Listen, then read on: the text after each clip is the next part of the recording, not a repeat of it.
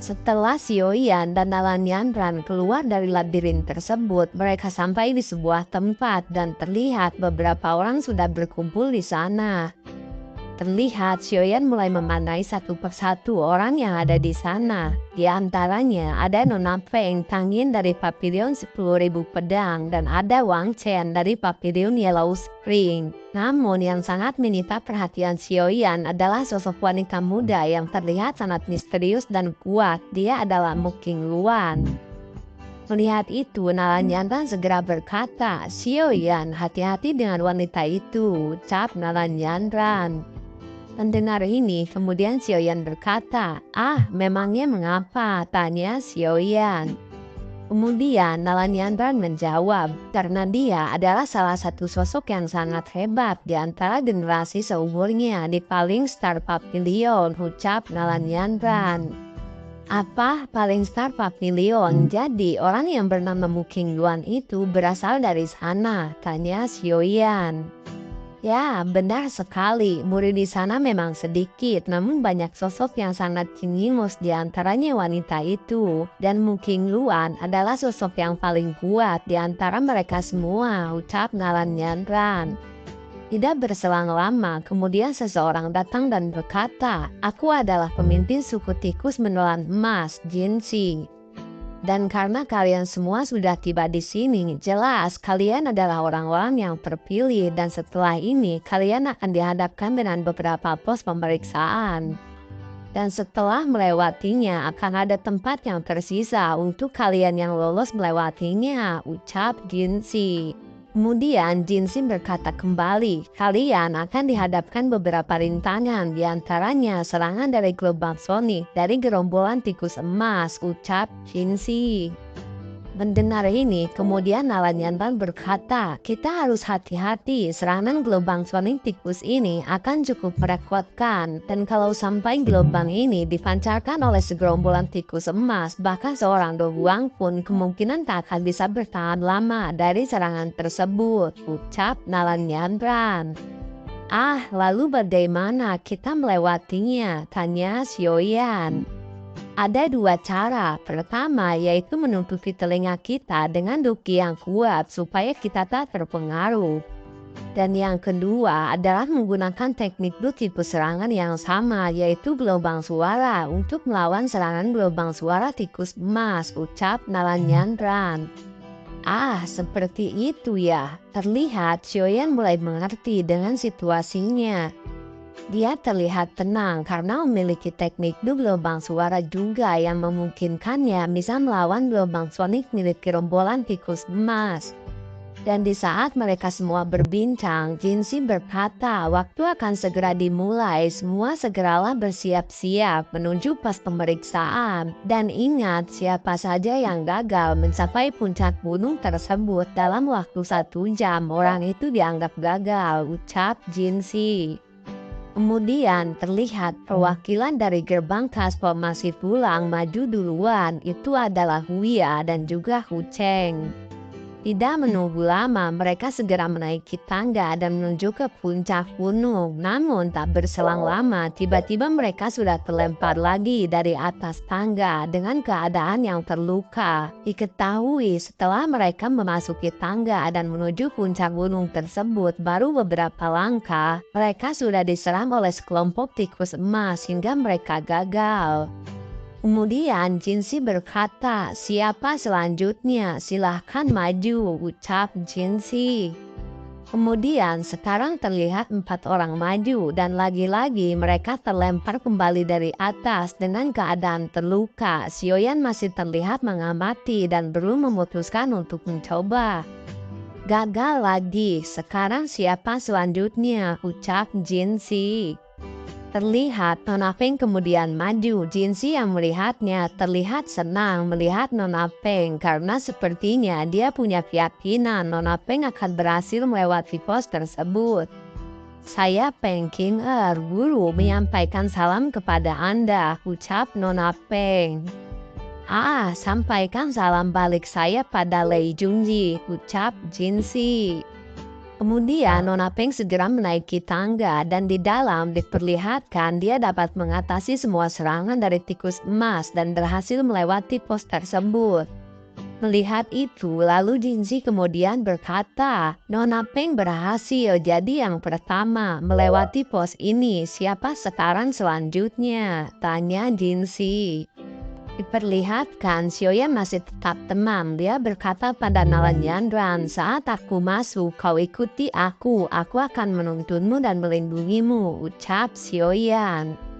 Nalanyandran yang baru-baru ini melihat senyuman Xiaoyan terlihat sangat bersemangat dan mengangguk sambil tersenyum. Lalu dari belakang Xiaoyan seseorang terlihat maju, itu adalah Tang Ying. Lalu terlihat Tang Ying menghampiri Jinzi dan berkata, saya murid Tang Ying dari Pavilion 10.000 Pedang menyapa penatua Jinzi, ucap Tang Ying. Mendengar itu Jinzi terlihat mengangguk.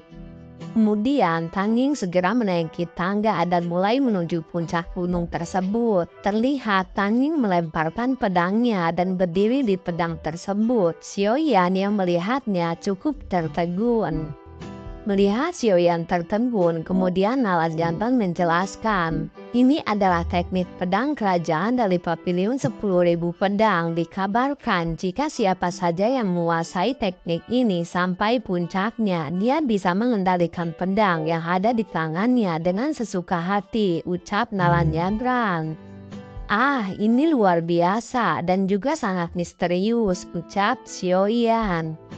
Di sisi lain, terlihat Tang Ying tampak kesulitan melewati pos tersebut dan berhasil menuju puncak.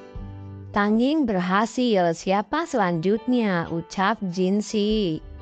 Kemudian sosok berbaju kuning segera maju dan itu adalah Wang Chen dari Pavilion Yellow Spring. Sebelum menaiki tangga, dia mengarahkan pandangan sinisnya kepada Xiaoyan. Dia kemudian masuk dan terlihat berhasil mencapai puncak.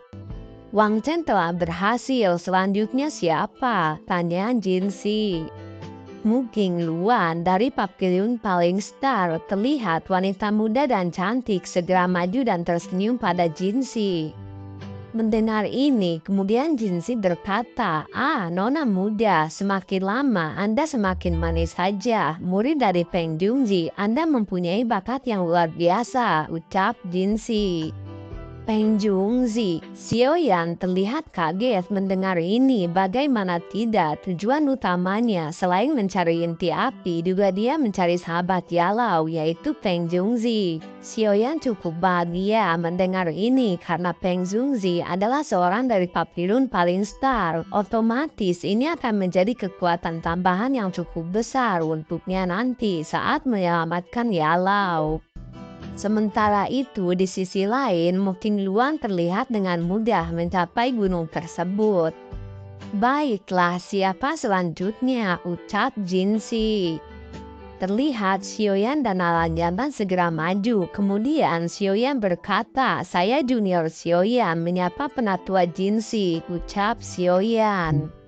Xiaoyan. Terlihat Jinzi keheranan dan bergumam, sepertinya aku pernah mendengar namanya, namun tak mungkin bocah ini, gumam Jinzi. Kemudian Jinzi berkata, susunan gelombang akan semakin kuat jika Anda memasukinya bersamaan. Apakah Anda yakin akan masuk secara bersamaan? Ucap Jinzi. Mendengar ini, Nalanyandran berkata, itu benar, mengapa tak naik sendiri? Aku akan menjadi beban untukmu, ucap Nalanyandran. Sudahlah, ikuti saja aku, anggap saja ini sebagai hadiah untuk Yunji, ucap Xiaoyan. Untuk guru ya, terlihat Nalanyandran bergumam, dasar cowok gak peka banget, gak tahu aku cemburu apa, gumam Nalanyandran. Kemudian mereka berdua segera memasuki tangga dan benar saja dengan masuknya dua orang sekaligus serangan gelombang tikus God semakin banyak. Nalanyandran tak mampu menahannya dan terlihat memuntahkan darah. Di sisi lain semua mengejek Xiaoyan dengan sok-sokan dia membawa seorang wanita untuk dilindungi, namun itu malah mengakibatkan dirinya dan wanita tersebut celaka, ucap orang-orang. Namun di puncak gunung, Tang Ying bergumam dia belum mengeluarkan kekuatannya. Pria ini sungguh misterius, ucap Tang Ying. Ah, kamu benar-benar terlalu menilai lebih pria cungkring itu, ucap Wang Chen. Kurasa Tang Ying ada benarnya. Dia dikabarkan dapat lolos dari Fei Tian meskipun dia mendapatkan bantuan eksternal, namun kurasa kemampuannya hanya itu, ucap Mu Qingluan. Kemudian suara petir segera menggema di area tersebut. Semua orang kaget melihat Xiaoyan menggunakan jurus 3000 gerakan petir dari pavilion petir angin. Ah, dia memang pencuri kecil yang licik, ucap Nona Peng. Apa, pencuri kecil katamu? Kalau dia hanya pencuri kecil, mana mungkin dia bisa lepas dari cengkraman Fei Tian, ucap Mu Qingluan. Kalau itu pendapatmu, kita tinggal lihat saja bagaimana pria itu bisa membawa wanitanya lepas dari serangan para tikus emas kali ini, ucap Nona Peng. Sementara itu, di sisi Xiaoyan terlihat Xiaoyan menggendong Nalan Yandran yang sudah terluka. Wajah Nalan Yandran seketika terlihat memerah ketika tangan Xiaoyan menggendong tubuhnya. Badan Nalan Yandran menjadi kaku saat menempel seperti perangko di dada Xiaoyan. Cepat turunkan saja aku malah terus menjadi beban untukmu, ucap Nalan Yandran. Mendengar itu, kemudian Xiaoyan menjawab, sudahlah, tidak apa-apa, aku tidak kesusahan, malah rasanya mantap-mantap, ucap Xiaoyan.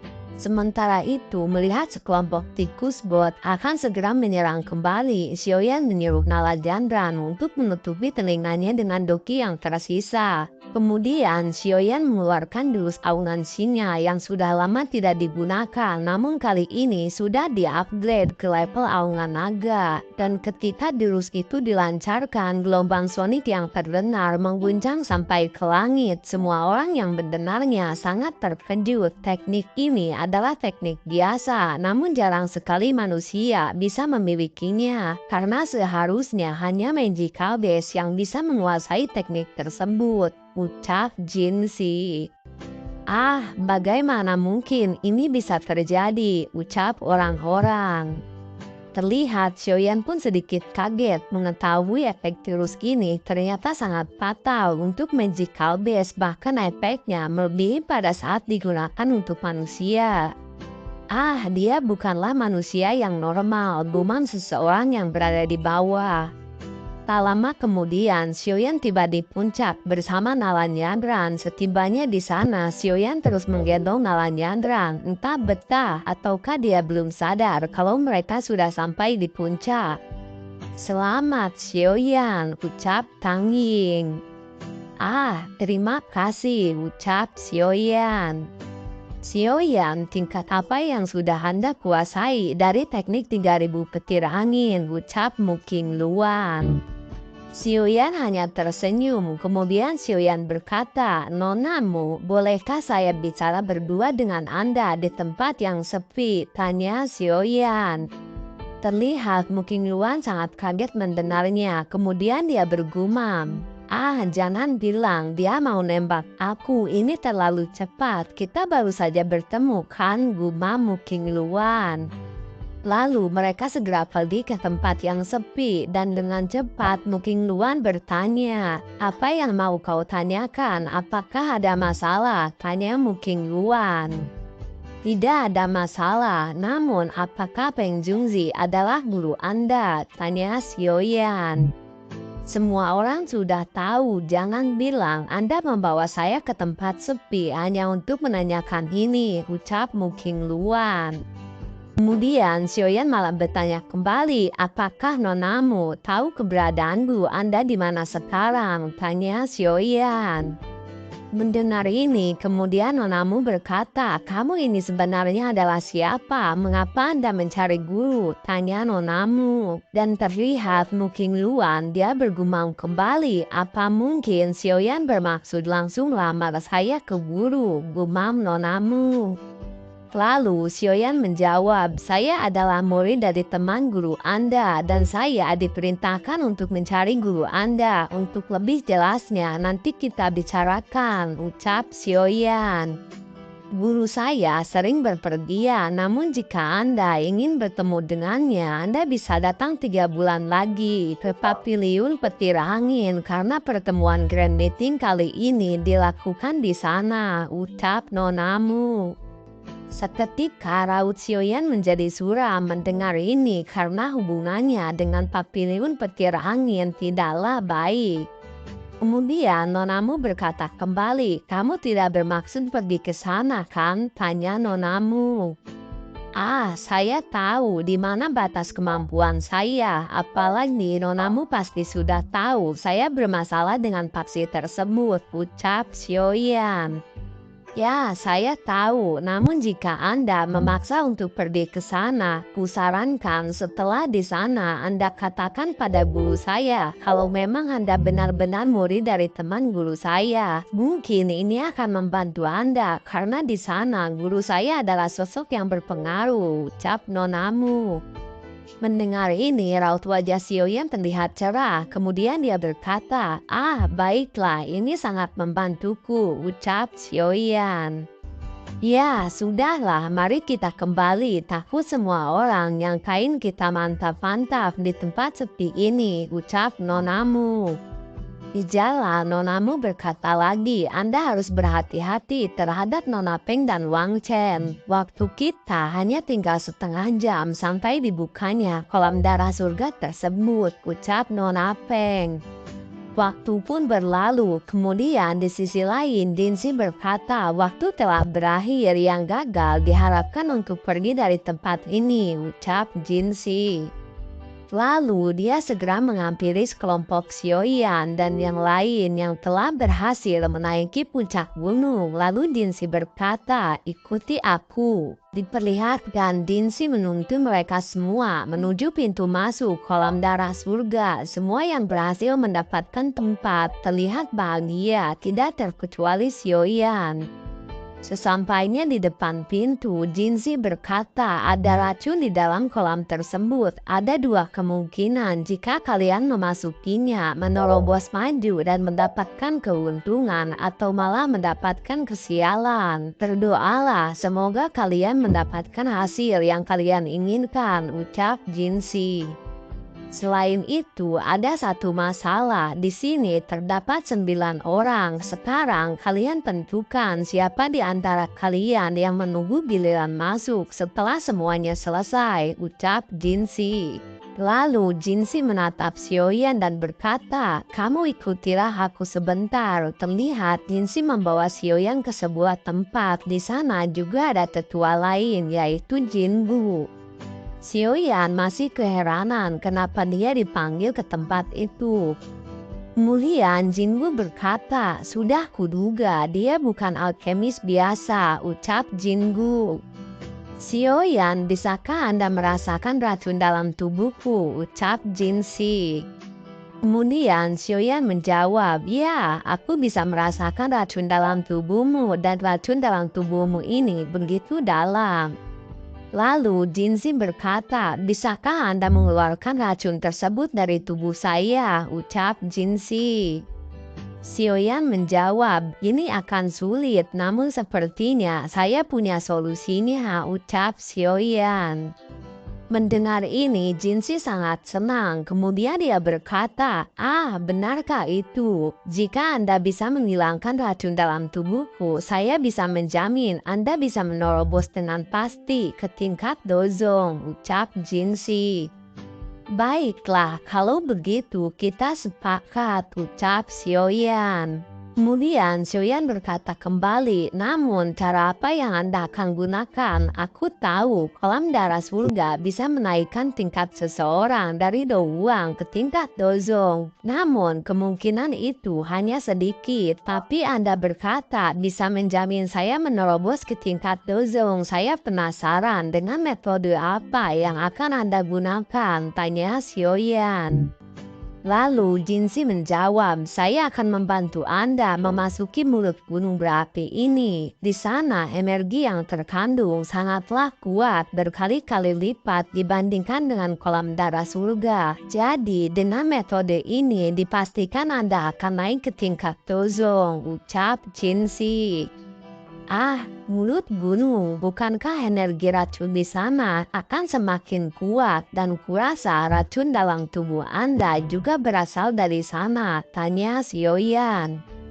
Ya, itu memang benar. Namun Anda memiliki api surgawi. Kurasa akan baik-baik saja untuk Anda, ucap Jinsi. Terlihat Sioyan sangat kaget ketika mendengar ini. Dia tidak menduga Jinsi bisa mengetahui bahwa dirinya memiliki api surgawi. Melihat Sioyan terlihat keheranan, Jinsi berkata, "Tidak usah heran, suku kami mempunyai indera penciuman yang luar biasa. Jadi, saya bisa mencium semua bau energi dalam tubuh Anda," ucap Jinsi. Kemudian di sisi lain, semua orang di sana sedang berdebat siapa di antara mereka yang akan menunggu.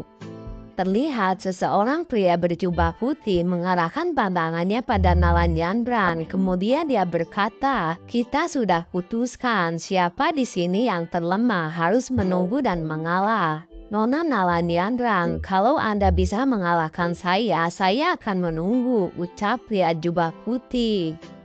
Di sisi lain, Nalanyandran yang sedang terluka terlihat mulai khawatir dengan situasi ini. Namun tidak berselang lama, Sioyan datang. Kemudian dia berkata, "Nona Nalanyandran, biar aku saja yang ladeni." Dengan cepat Sioyan menyerang dan dengan sekali serangan pria jubah putih tersebut terkapar. Adegan heroik Sioyan cukup membuat perhatian semua orang. Terlihat Sioyan tertawa dan berkata, "Bagaimana, bukankah jumlahnya sekarang sudah menjadi 8, ucap Sioyan.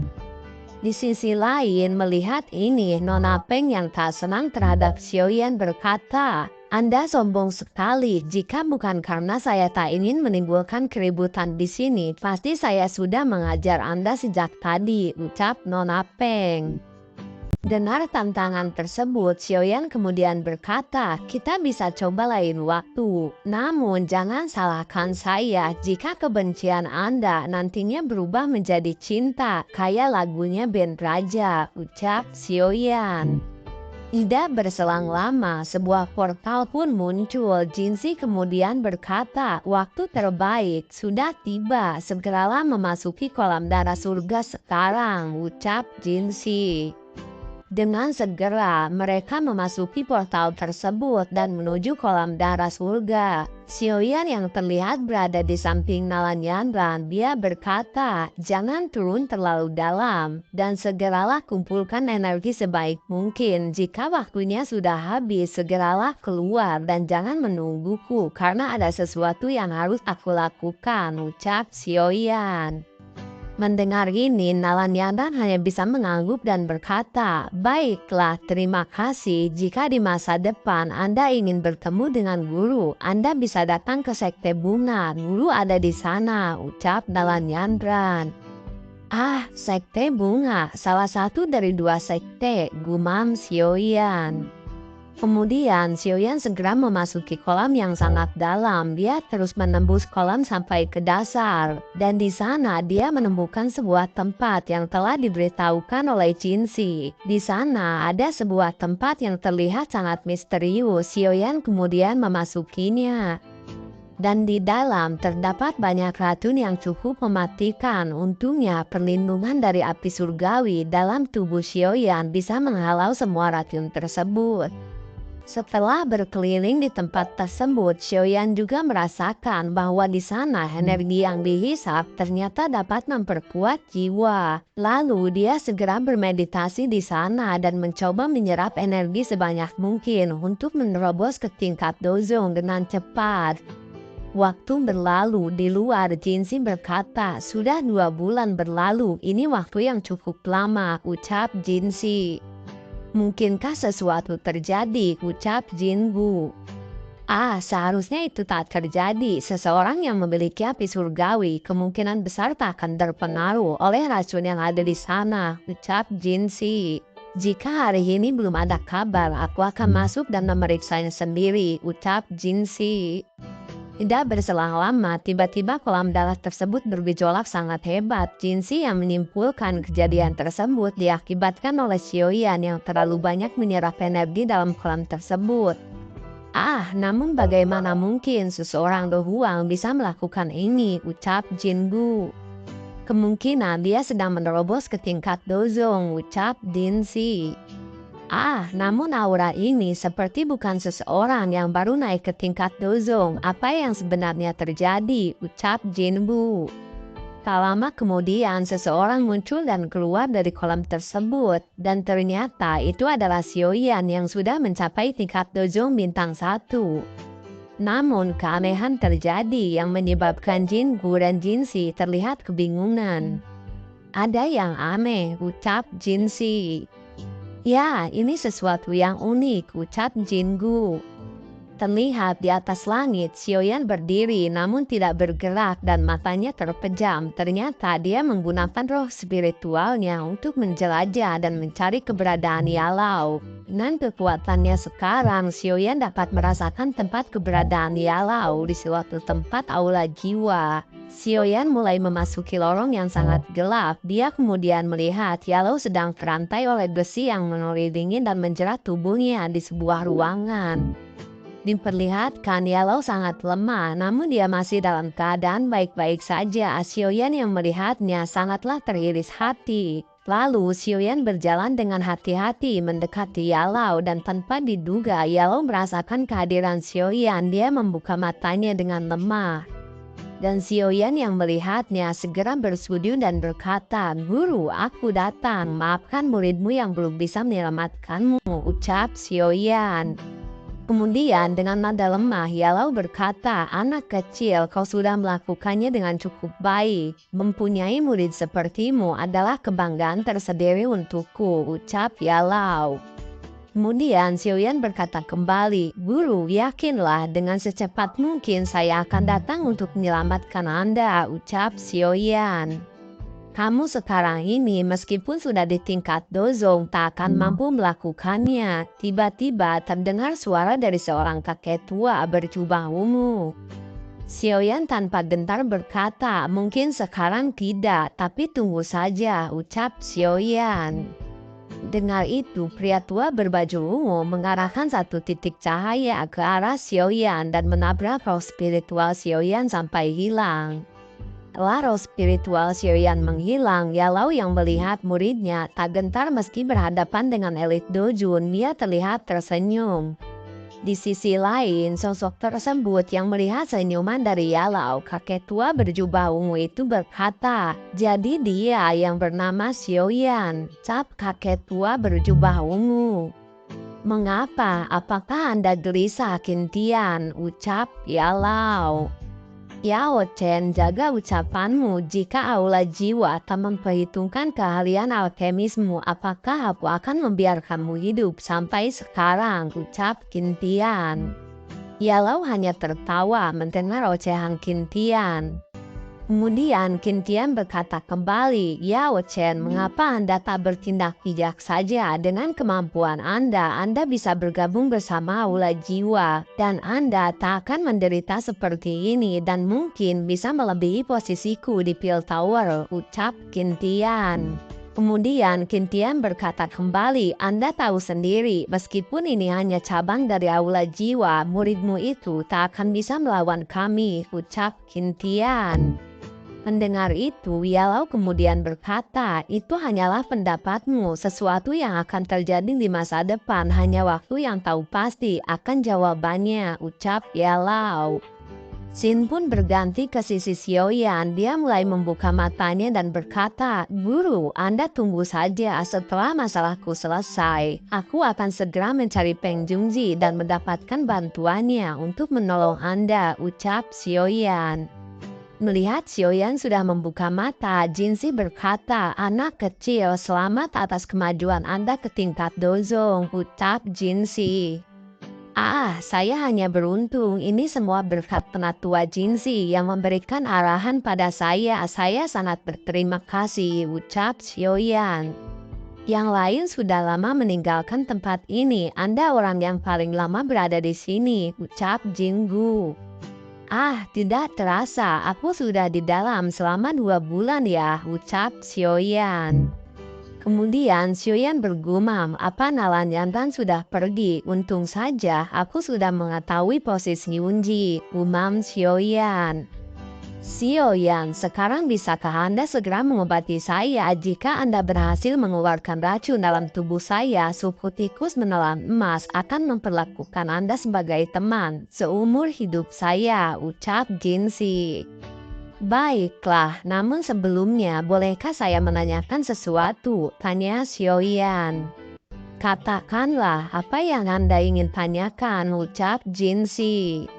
Apa kau mengetahui tentang klan Bu? Tanya Xiaoyan. Apa, klan Bu? Terlihat Jinsi sangat kaget ketika Xiaoyan menanyakan ini. Kemudian Jinsi berkata, anak kecil, mengapa Anda menanyakan ini? Jangan bilang padaku kau mempunyai konflik dengan klan tersebut, ucap Jinsi. Aku belum pernah bertemu dengan klan itu, bagaimana mungkin aku mempunyai konflik dengan mereka, ucap Xiaoyan. Baguslah kalau begitu, semua klan sangat takut terhadap klan itu, bahkan Aula Jiwa dan klan terkuat dari Magical Base pun sangat takut berurusan dengan mereka, ucap Jinsi. Ah, mengapa itu bisa terjadi? Tanya Xiaoyan. Dikabarkan semua keturunan mereka adalah dari klan zaman kuno yang memiliki garis keturunan Dodi, ucap Jinsi. Apa garis keturunan Dodi? Terlihat Xiaoyan sangat kaget mengetahui ini. Ya, dikabarkan jika seseorang mencapai tingkatan Dodi, semua keturunannya akan mendapatkan kekuatan dan kejayaan yang bagus, bahkan seseorang yang beruntung. Salah satu keturunan tersebut bisa mencapai tingkatan Dodi kembali, ucap Jinsi. Dan klan tersebut sangat mendiskriminasikan orang luar karena mereka perlu memurnikan dan menjaga martabat mereka sebagai keturunan dari seorang Dodi, ucap Jingu. Dan sebenarnya ada cukup banyak klan kuno berketurunan Dodi, namun dikabarkan mereka semua menghilang seiring waktu dan hanya yang tersisa adalah klan Wu yang sangat misterius, ucap Jinsi. Kemudian Jinsi berkata kembali, klan Wu tak mempedulikan peringkat di benua ini, namun kekuatannya tak perlu diragukan lagi, hanya ada sedikit papsi yang berani menantangnya di benua ini, ucap Jinsi. Lalu Xiaoyan bertanya kembali, apakah penatua Jinsi tahu letak markas besar klan Wu ada di mana? Tanya Xiaoyan. Wilayah timur dataran tengah ini pada dasarnya adalah milik klan Wu dan banyak paksi-paksi besar yang menjadi pengikut klan Wu. Namun di daerah tersebut hanya sedikit orang dari klan Wu yang mengelolanya dan sebagian besar dari klan Wu tinggal di Gurilem. Apa? Gurilem? Xiaoyan yang mendengarnya terlihat sangat asing dengan nama tersebut. Itu merupakan alam yang diciptakan oleh seseorang yang di tingkatan doseng. Tempat itu sangatlah besar, namun selain orang dari klan Wu, jarang sekali orang mendengar dan mengetahuinya, ucap Jinsi. Ketika mendengar penjelasan ini, Xiaoyan bergumam, aku tahu klan tersebut sangatlah kuat, namun aku pastikan aku akan menyusulmu selepas dari apapun itu. Jadi, tunggulah aku Xiun gumam Xiaoyan. Kemudian setelah mendengar penjelasan tersebut, Xiaoyan segera mengobati Jinsi. Dengan naiknya kekuatan Xiaoyan ke tingkatan Dozong, terlihat Xiaoyan dapat dengan mudah mengeluarkan racun tersebut.